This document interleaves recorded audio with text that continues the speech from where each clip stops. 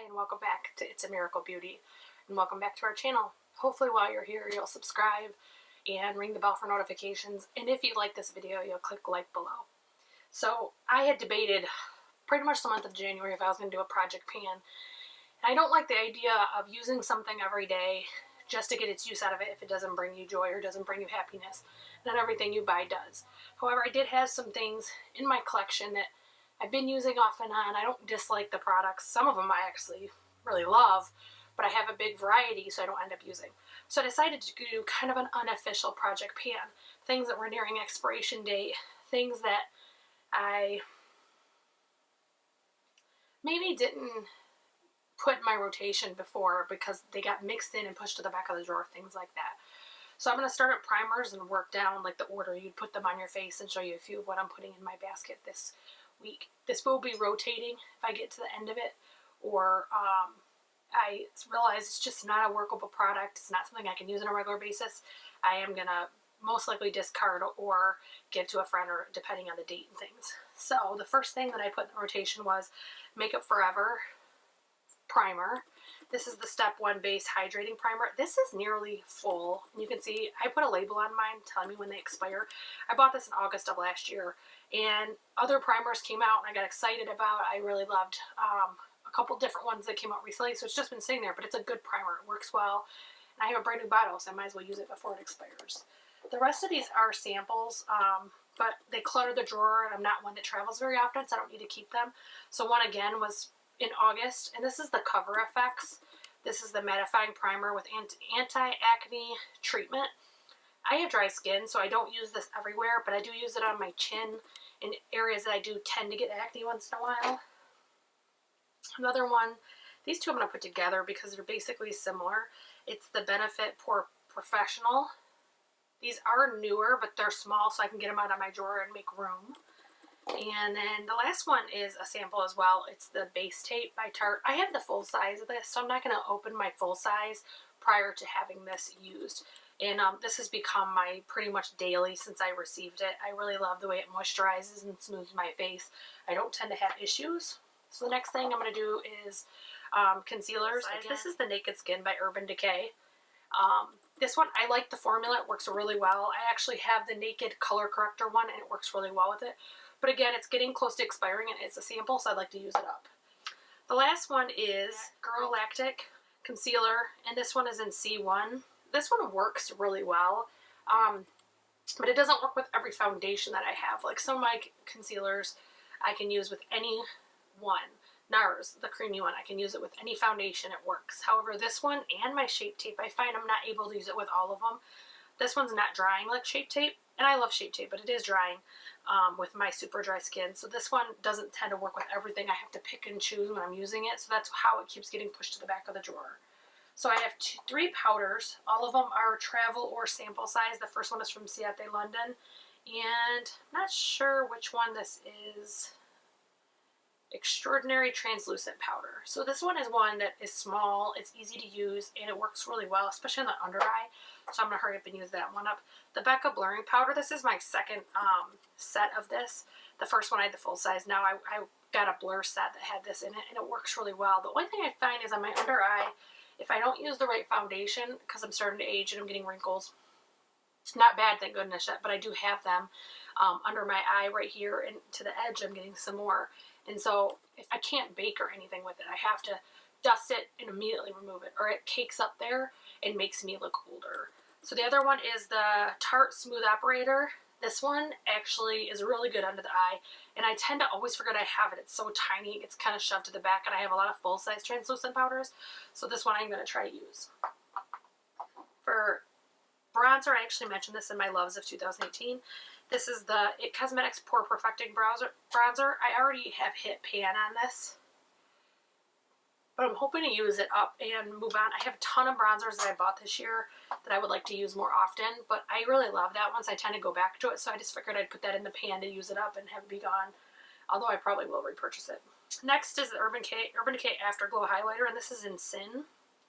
I've actually had this for almost a year, but because I love highlighters and have so many, it doesn't have much out of it. It does have, look, you can see a noticeable indent. It was one of the first high-end highlighters I got, I think.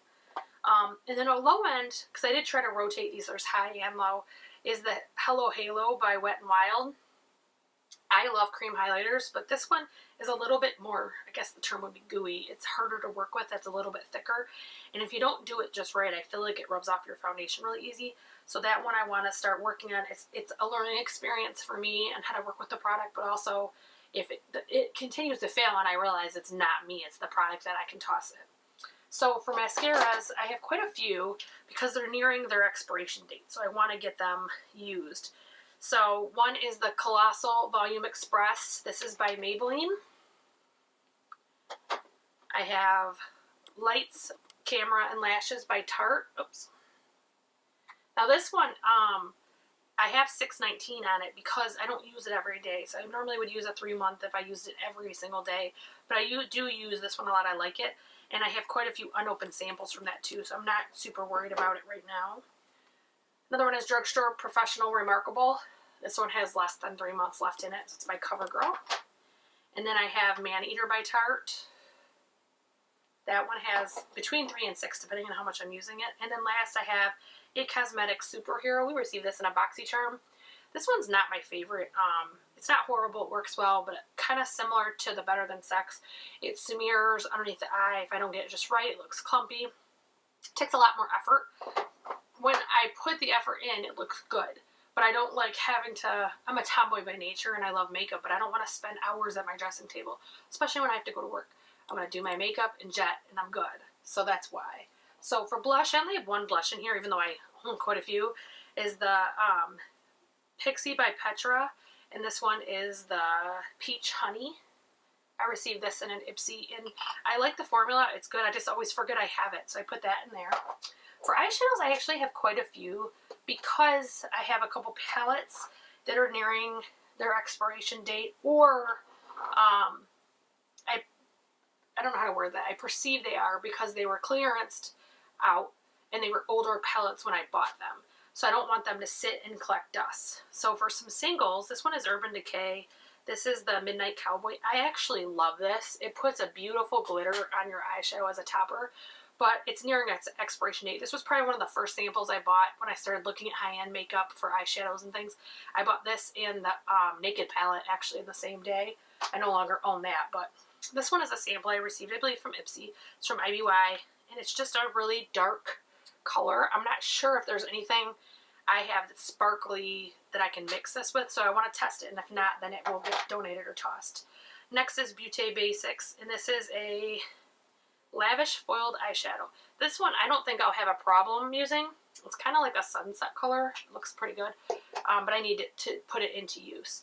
Next is Nude Beach. This is nude eyeshadow from The Balm, and this is in Bootylicious. Again, this one is a really pretty dark reddish color, burnt auburn, and it looks really good. So I don't think I'll have a problem. I just always forget that I actually own it. So as far as palettes, I have 3 palettes. I have Urban Decay Aphrodisiac, and that's what the front looks like.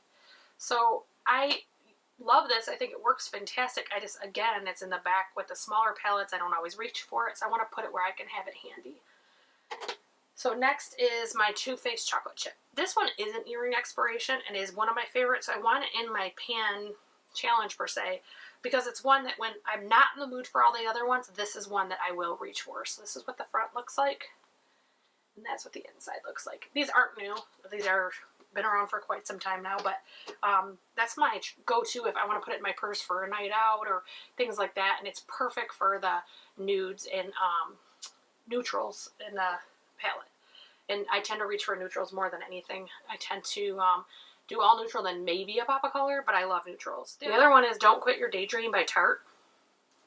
This one is a completely nude and neutral palette, but beautiful. I personally love Tarte's eyeshadows. I think they have some of the best eyeshadows on the market. They're soft, but they're not so buttery that they can be hard to blend or muddy. They're not so dusty that they have fallout everywhere. So I tend to love Tarte shadows. So that is my current pan challenge. I'm going to keep these on my vanity. Oh, I have one more thing. The Urban Decay, this is a sample of the all-nighter. I do have the full size, so I want to finish my sample and just declutter it a little bit. So again, it's not an official pan challenge. I'm not, gonna be hard on myself if I don't, but it's making me use them to see if they need to remain in my rotation or if I should just get rid of them. If they're new enough, then I'd be happy to give them to a friend or donate, but if not, we can toss them. I hope to have this pretty much well situated, knowing what I'm going to keep and not keep, and actually work on the pan challenge within the next 30 days. I plan to do quarterly updates on my pan, and you may see some products in here are gone and that some other ones have rotated in, because if I find out one's not working, or I finish a mascara, I'm going to rotate another one in. So I hope you'll check back on our updates and our status. And so if you've lasted this long, I hope that you subscribe, ring the bell for notifications, and if you like this video, please click like. Thank you.